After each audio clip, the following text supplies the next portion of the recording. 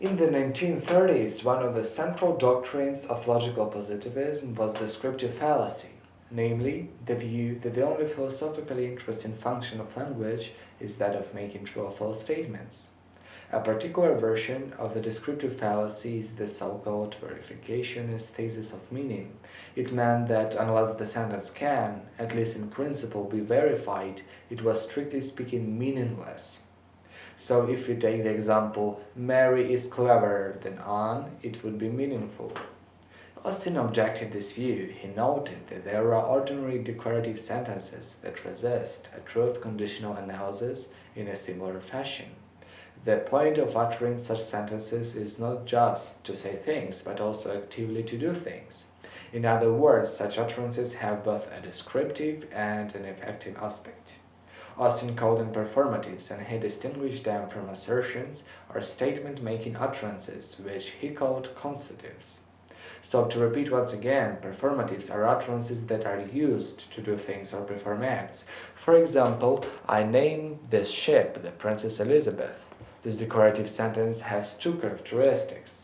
First, it's not used intentionally to say something true or false, and second, its use constitutes part of an action. The performative verb, that is, the verb naming the action while performing it, in general an essential element and cannot be omitted, but in some cases, as with verb promise, we can, because we can promise actually without telling this word. For example, I'll come to your concert tomorrow. Performatives can further be divided into two types, explicit and implicit. Explicit performatives are performative utterances which contain a performative verb that makes explicit what kind of act is being performed. For example, surrender immediately. Implicit performatives are performative utterances in which there is no such a verb. For example, how about going to New York on Saturday?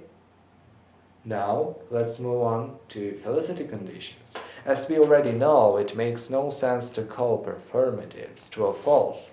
Nevertheless, Austin noticed that for a performative to be successful or fallacious, it must meet a set of conditions. Austin called them Felicity Conditions. In other words, Felicity Conditions are conditions under which words can be used properly to perform actions.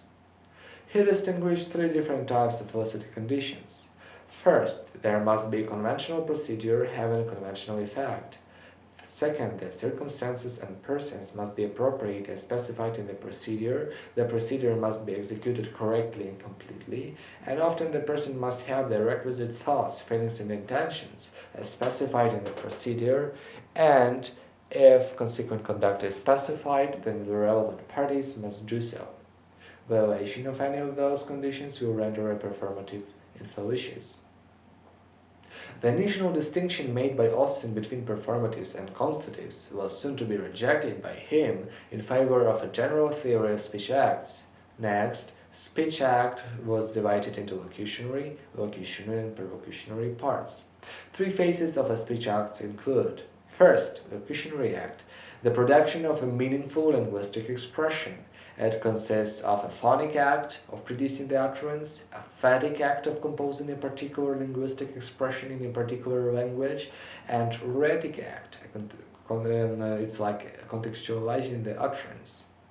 Illocutionary act, the actions intended to be performed by a speaker in uttering a linguistic expression by virtue of the conventional force associated with this, either explicitly or implicitly. To be true, we always say something with some purpose in mind. Examples of illocutionary acts include accusing, apologizing, promising, ordering, refusing, swearing, and thanking. Perlocutionary act is the bringing about the consequences or effects on the audience through the uttering of a linguistic expression. Such consequences or effects being spatial to the circumstances of the utterance. If to make it a little bit easier, perlocutionary act represents a consequence or byproduct of speaking, whether intentional or not. For example, in an armed bank robbery, a robber may utter to get the cashier to open the safe.